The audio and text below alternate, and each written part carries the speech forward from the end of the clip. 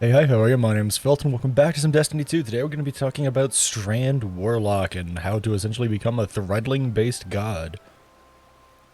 Let's hop right into it. I'm going to start by being nice to people who just want to see the build. This is exactly what I am running. This is my Broodweaver, part of the subclass. Feel free to pause if you don't need an explanation and you just want to see the mods and such that I am running. Here are my armor mods for everything except for my class item. You can see stuff like siphons, see stacks on stacks, grenade kickstarts, and bomber mods, as well as... Oh, sorry, it was the chest piece that was missing, not the class item, I apologize. But, you know, charged up is on here.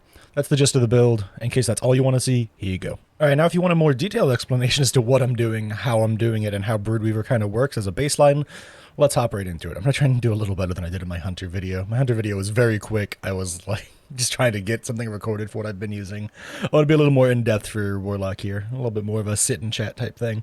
Needlestorm's Needlestorm. The big thing, though, is that this basically activates the ability for your broodlings to return to you and perch. You can have up to 5 broodlings perched on you at the same time, and they will run and attack enemies if you shoot guns, melee stuff, or cast your rift, because of the aspect Weaver's Call.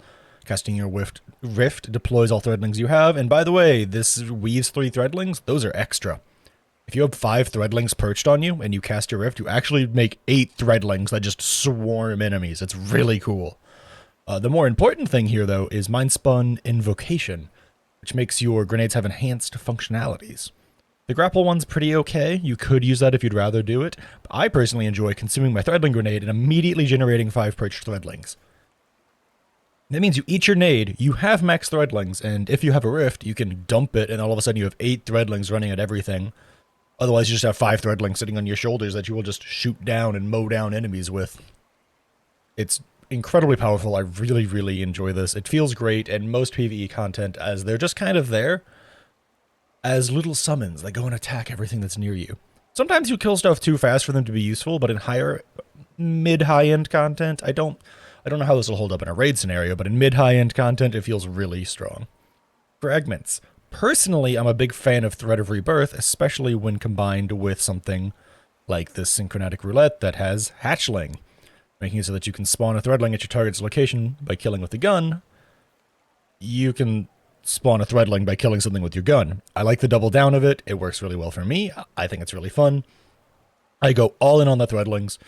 You do have to be killing stuff for this to work out. However, it's one of those things where it's just one of the fragments that I thought was the best. Other mods that I highly, highly, highly recommend include Thread of Evolution. Threadlings travel farther and deal additional damage. God, yes, go for this. Please, if you're using Threadlings, please use this fragment. Thread of Generation, probably the most overpowered fragment right now that I'm pretty sure everyone's going to be using. Dealing damage generates grenade energy. Who doesn't love that? And then Thread of Continuity. Suspend, Unravel, and Sever effects have increased duration. The Unravel and Sever is what you care about the most. The Suspend part is okay, but you care more about Unraveling and Severing, because Threadlings will do some of that stuff. Threadlings, they don't, like, talk about what they do that much, so you kind of have to figure this out on your own. Your Threadlings will trigger Unravels and Severs. Kind of.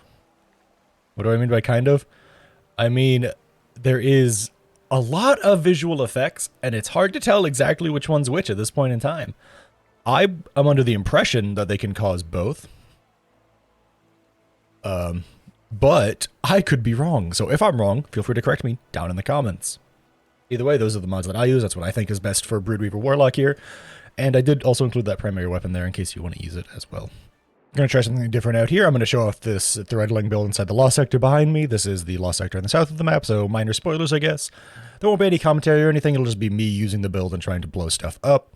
Hope you enjoy the gameplay. Hope you like, comment, and subscribe if you like the video. And I hope to catch you in the next one. And lots of utility access. We should find out if this building is critical infrastructure. Sam, are you on comms? Yeah, what's up, Robot? We have Vex fortified in a large structure on the waterfront. Let me just find you on the security feeds, and... Whoa! Are you in the Thrilladrome? I missed that place!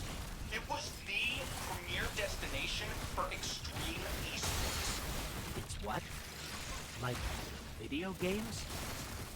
Extreme Esports.